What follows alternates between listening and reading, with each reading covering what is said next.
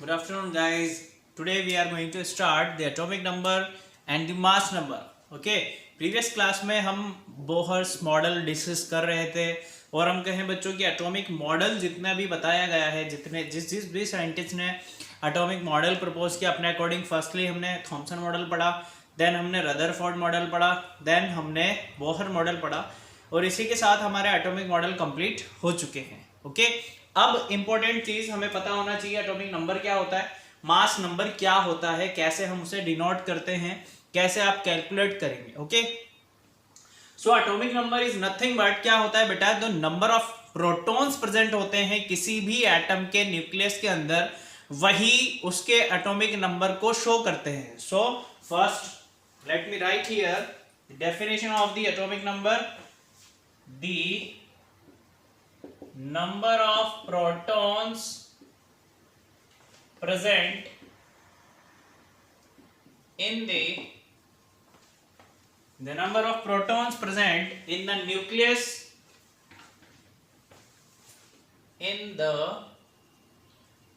nucleus of an atom is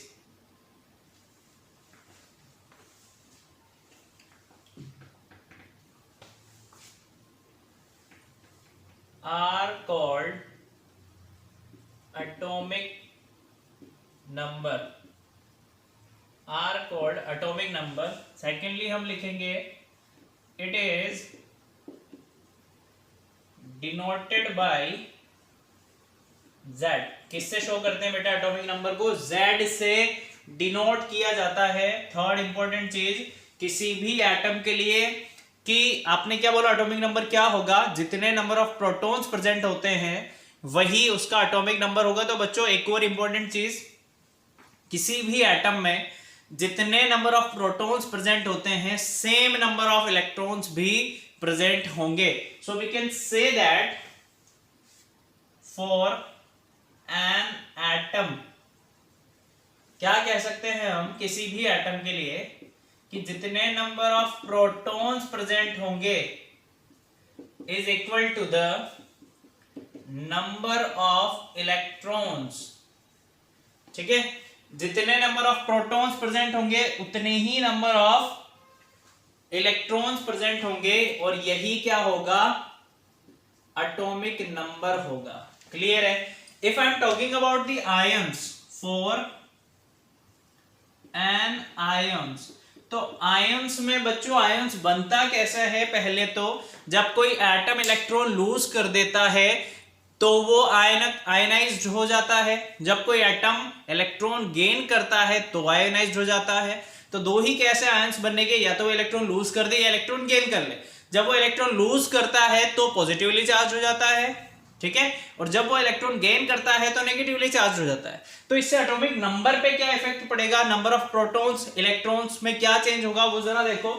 कि कोई भी आयंस की अगर मैं बात कर रहा हूं तो जितने नंबर ऑफ प्रोटॉन्स होंगे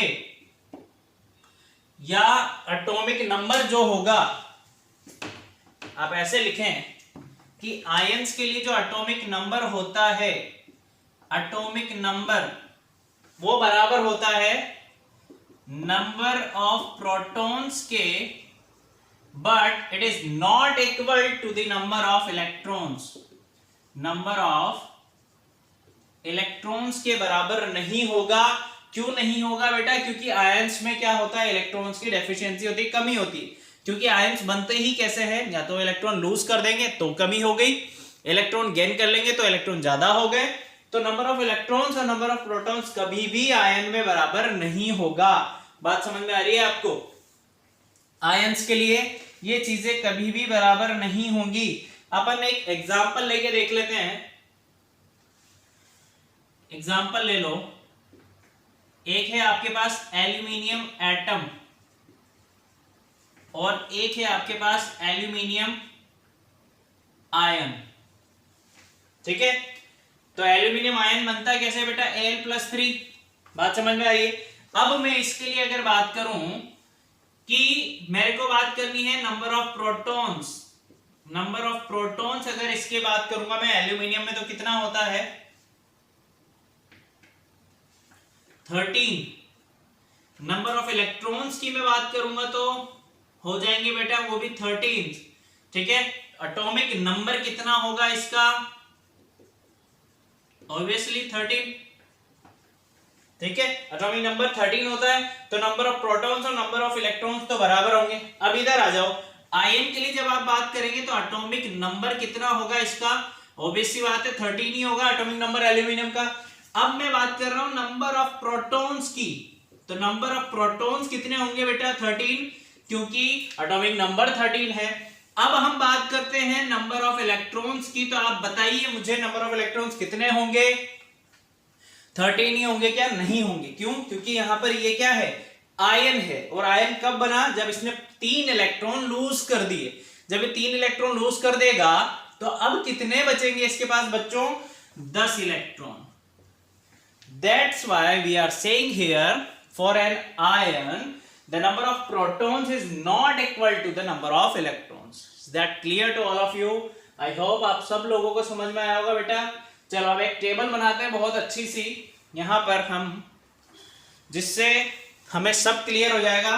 पर्टिकुलर एटम 10 तक के लिए हम एलिमेंट 10 तक के एलिमेंट का यहाँ पर मैं टेबल बना रहा हूँ, जिसमें हम number of electrons, protons, neutrons, atomic number ये सब लिखेंगे। ठीक है, देन हम मास नंबर की तरफ मूव करते हैं। ओके,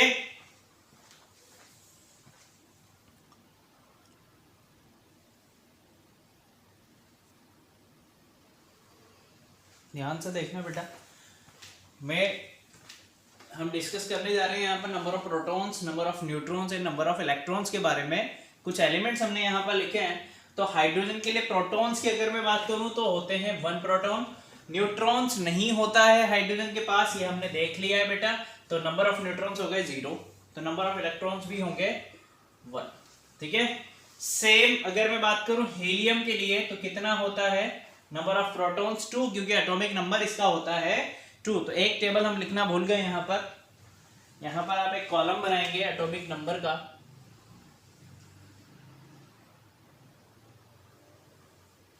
यहां पर हम लिखेंगे एटॉमिक नंबर।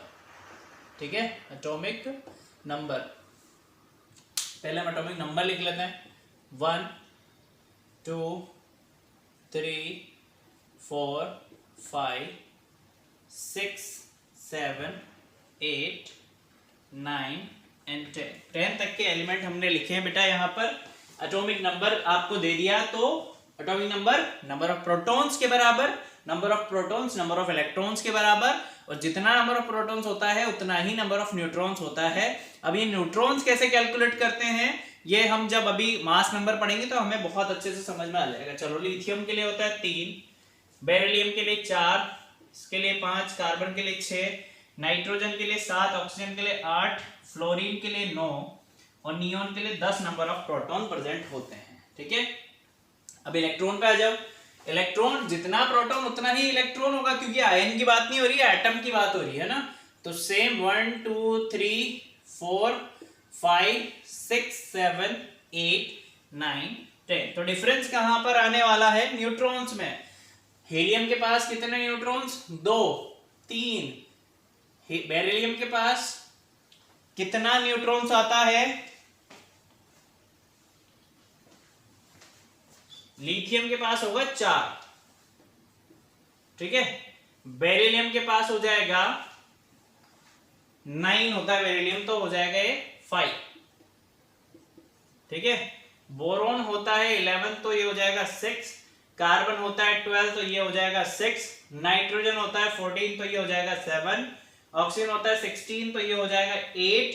फ्लोरीन होता है 19 मास नंबर इसका, तो ये हो जाएगा बेटा 10। और नियोन होता है 20, तो ये हो जाएगा 10। समझ में आ रही है बात आपको? चलो, तो ये टेबल देख के हमने समझ लिया कि number of protons, number of electrons, number of neutrons किस तरीके से होते हैं।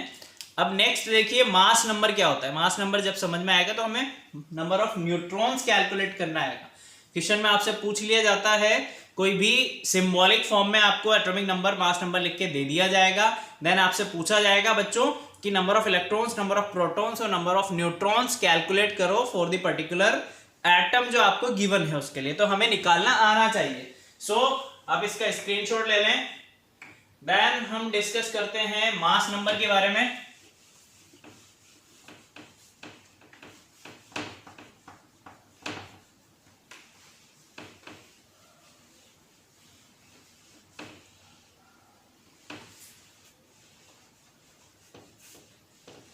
तो बेटा मास नंबर क्या होता है वो देख लेते हैं हम एक बार, है ना। हम देखने वाले हैं मास नंबर के बारे में। मास नंबर क्या होगा?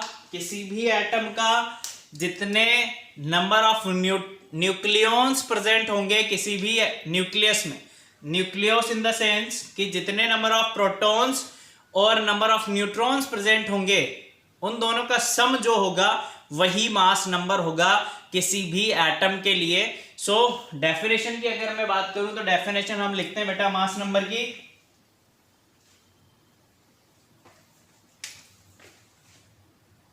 It is the number of nucleons present inside the nucleus of an atom, ठीक है। या फिर और कैसे हम डिफाइन कर सकते हैं बेटा इसे? इट मीन्स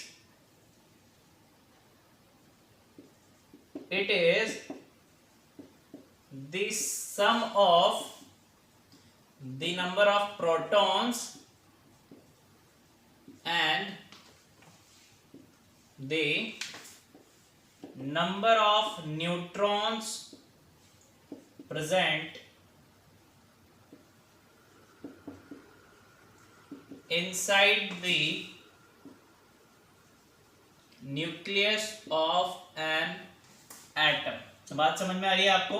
किसी भी एटम के अंदर जो न्यूक्लियस होता है तो न्यूक्लियस में बेटा न्यूट्रॉन्स भी होते हैं और प्रोटॉन्स भी होते हैं, तो उन दोनों को जब आप सम करेंगे तो वही आपका मास नंबर होगा और इसी मास नंबर को हम एटॉमिक मास भी कहते हैं। देखिए जरा, और डिनोट कैसे करते हैं बेटा इसे? It is denoted by A, capital A लिख के हम इसे डिनोट करते हैं। एंड देखेंगे हम इसे और क्या बोलते हैं। तो मास नंबर अगर मैं बात करूं आपसे एक सिंगल टर्म में तो क्या होगा? मास नंबर क्या होगा बेटा? यही होता है पहली बात तो एटॉमिक मास, इसे ही हम बोलते हैं एटॉमिक मास, जो बराबर होगा sum of number of protons plus number of neutrons के, ठीक है। एक सिंगल टर्म में अगर अपन बात करना चाहें तो हम ऐसे बात कर सकते हैं कि mass number is nothing but atomic mass that is equal to the sum of the number of protons and number of neutrons. Clear है?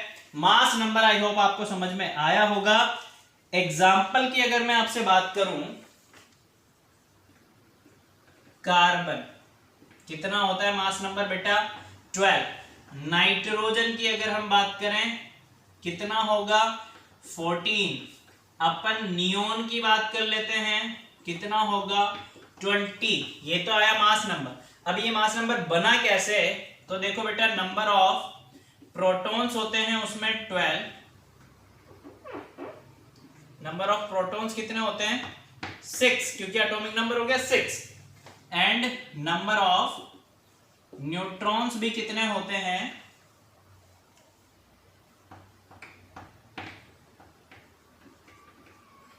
नंबर ऑफ न्यूट्रॉन्स भी होते हैं 6, जिससे क्या बन जाता है? ये 12। नाइट्रोजन पे आ जाओ तो नंबर ऑफ प्रोटॉन्स कितने होंगे? 7 एंड नंबर ऑफ न्यूट्रॉन्स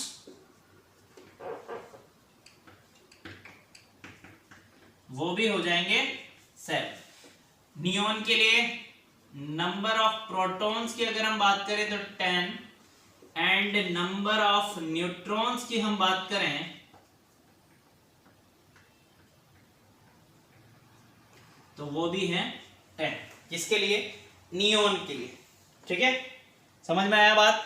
अब देखो एक एग्जांपल लेके आपको समझा देता हूं मैं।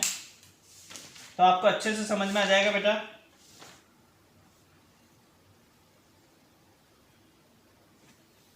एग्जाम्पल नहीं, मैं इस साइड को रब कर रहा हूं थोड़ा सा। देखो, अगर मैं क्या कर रहा हूं, किसी एटम को रिप्रेजेंट करना चाह रहा हूं तो कैसे रिप्रेजेंट करेंगे। अब हम किसी भी एटम को सिंबॉलिक फॉर्म में कैसे रिप्रेजेंट करेंगे। An atom in a symbolic form. देखो, ठीक है, ये कोई एटम है, मान लो एक्स कोई एटम है, इसको मास नंबर हो गया ए और एटॉमिक नंबर हो गया इसका Z। ऐसे हम डिनोट करेंगे। एग्जाम्पल के तौर पे नाइट्रोजन, तो बेटा नाइट्रोजन को कैसे डिनोट किया जाएगा, ये इसका सिंबल होता है N, एटॉमिक नंबर हो गया 7 एंड मास नंबर हो गया 40। तो हम ऐसे इसे डिनोट करेंगे। आई होप आपको समझ में आया होगा बेटा। तो number of neutrons, protons and electrons आपको कैलकुलेट करना आना चाहिए और बहुत ही इंपॉर्टेंट है। तो जितना मास नंबर, उसमें से जब आप नंबर ऑफ प्रोटॉन्स माइनस करेंगे तो वही नंबर ऑफ न्यूट्रॉन्स बताएगा। ओके, तो आई होप आपको समझ में आया होगा आज का lecture atomic number, mass number. ठीक है, वीडियो धीरे करके 1 से 20 तक के एलिमेंट का बेटा नंबर ऑफ इलेक्ट्रॉन्स कैलकुलेट करो, प्रोटॉन्स कैलकुलेट करो एंड न्यूट्रॉन्स कैलकुलेट करो। ओके, तो हमारे लिए आज का लेक्चर हेल्पफुल होगा। मिलते हैं फिर नेक्स्ट वीडियो में। Okay, bye, take care.